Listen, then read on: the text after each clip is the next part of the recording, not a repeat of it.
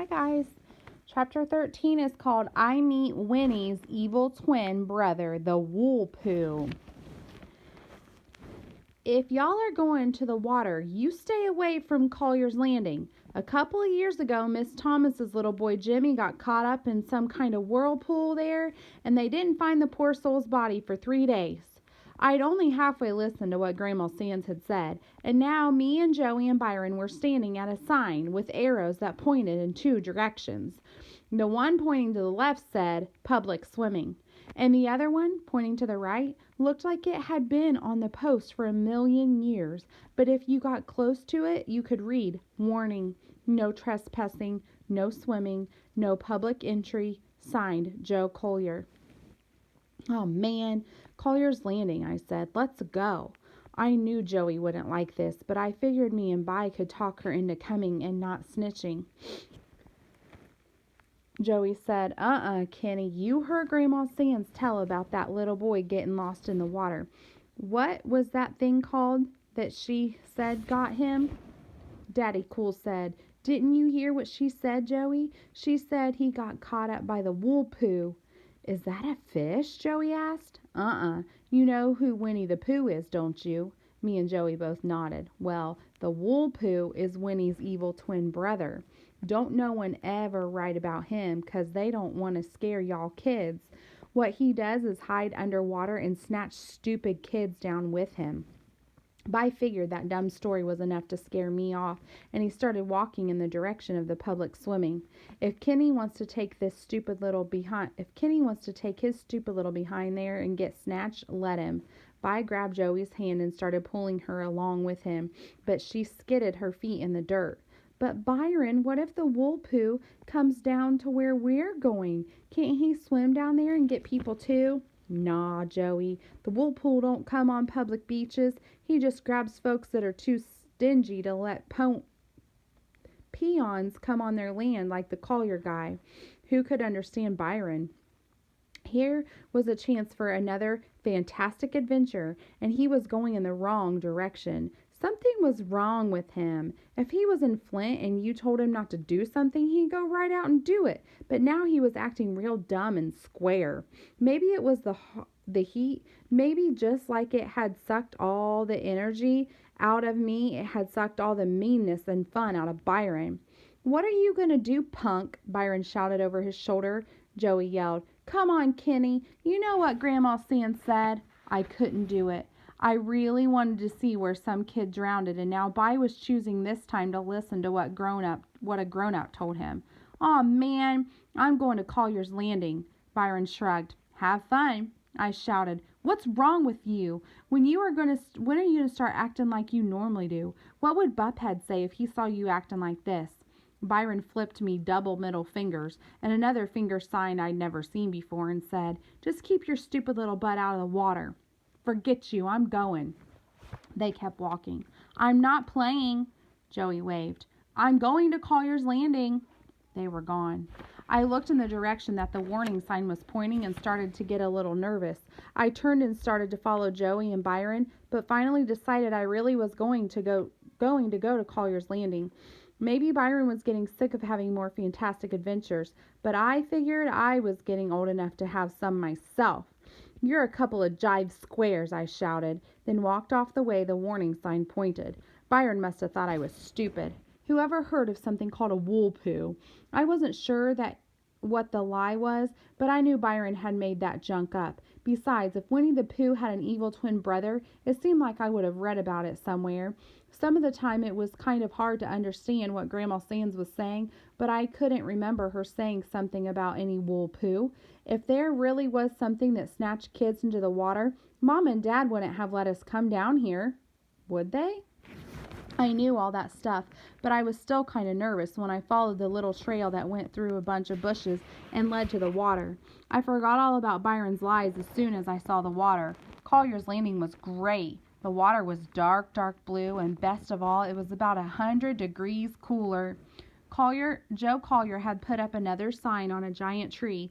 "Warning, danger, no swimming. 6 lives been lost here. Bad drop-off. Signed, Joe Collier." 6? Grandma Sands had said one little boy drowned here, not 6. I felt dumb, but I looked real hard at the water to see if the wool poo was hiding there. I even looked up and down the shore to see if there were any strange footprints on the ground. I was kind of worried because the sign looked a lot fresher than the first one. I kept waiting for Bai to jump out of the bushes and say something like, "Aw, you little dope, I got you. I made you look for a wool poo." But everything was real calm and quiet. The water didn't even look like it was moving, but like it was breathing and going up and down and up and down, and it made a sound like the wind blowing through big trees in Flint. I walked right to the edge of the water and still didn't see anything strange, so I followed it there so I figured if there really was anything dangerous, Byron would have followed me there and stopped me from getting hurt, wouldn't he? Then a bell went off in my head. I knew Joe Collier put the sign up because he didn't want to share his lake with anyone. The wool poo was some made up garbage. There's one good thing about getting in trouble. It seems like you do it in steps. It seems like you don't just end up in trouble, but that you kind of ease yourself into it. It also seems like the worse the trouble is that you get into, the more steps it takes to get there. Sort of like you're getting a bunch of little warnings on the way. Sort of like if you really wanted to, you could turn around. The first warning I should have listened to was Daddy Cool and Joey, when Daddy Cool and Joey followed the arrow to the left and I went to the right. The second warning came when I decided to wade in the water and the knots wouldn't come out of my tennis shoe laces, and I had to pull and tug the shoes off with the laces still tied. After that, it's kind of hard to count how many warnings I got, because with the trouble I'd ended up in, I must have had a zillion of them. Step by step, I kept easing into trouble until I finally was standing in the lake with the water up to my knees. I'd gone out into the water because there was a bunch of little stupid-looking, slow-moving fish right near the shore, and I thought I might be able to catch some of them and make them pets. I wasn't afraid because I figured if there was a real wool poo and he was in the area, these little fish wouldn't be hanging around. Alabama fish were a lot friendlier and a lot trickier than Michigan ones. I bent over and stuck my hand in the water and tried to grab a couple, but they kept slipping away like they were covered with soap. They were right there and I couldn't grab them. They didn't even act like they were afraid of me. They just kept swimming around my legs, even bumping their faces into me like they were trying to kiss me. It seemed like they wanted me to catch them and take them back to Flint. After missing about 100 times, I stood up and saw the reason the fish wouldn't go out in the deeper water. There was a big green turtle about the size of a football cruising back and forth in the deep water, and he looked like just as slow and stupid as the fish did. Wow! Who'd want to have a fish for a pet when you could have a turtle? I took a few more steps out, and the cool blue water came all the way up to my arms. Getting cool all of a sudden like this made me bug in my eyes and suck in my breath. I made a quick grab for the stupid turtle, and zoom, he flapped his arms once and disappeared into the deeper water. That quick grab was my last step. Boom! All of a sudden, I was in big, big trouble. The rocky ground under my feet started sliding away from the shore. I didn't get nervous because I knew I could flap my arms like the turtle and get back to the dirt. I looked up and saw the shore was still real close. I flapped my arms and nothing happened. I stayed in the same spot. Then the rocks under my feet were gone and I was kicking in water. With the tips of my toes, I could still brush some of the rocks, but they were all slipping and sliding away from shore. I pushed away to try to swim back and my head bobbed under the water. All the sound and light from Alabama disappeared because my eyes automatically shut, and it seemed like my ears were stuffed with cotton. I got a mouthful of water, but my head came right back up. I laughed because I was spitting and spitooing a mile a minute when my head popped out of the water, but the laughing stopped real quick when I tried swimming again and my head went back underwater. That's when I got really scared. I'd seen enough cartoons to know that when your head goes down 3 times, it doesn't ever come up again. I knew if I went down one more time, I was dead as a donut. My eyes looked at the shore, where my shoes were sitting safe on some rocks. "Aw, man," I said to myself, "I wish I had a magic lamp so I could have the genie make me be where those shoes are and they could be where I am." That was the last thing I thought about before I found out that Grandma Sands and Byron and Joe Collier weren't lying at all. That was the last thing I thought about before I found out that the Wool Pool was real and big and mean and horrible, and that he didn't care at all about dragging kids out into the water. I never ever been this scared in my life. I hollered out, "Mama!" My arms were punching the water like it was a person, and my legs were going a mile a minute to try to get back to the shore, but now even my toes couldn't find anything to touch. "Okay, Kenny," I said to myself, "you know you're going to be all right. Just get real calm and swim back to the land. When you count to 3, just go back to your shoes." I stopped kicking for a second and said 1, 2, 3.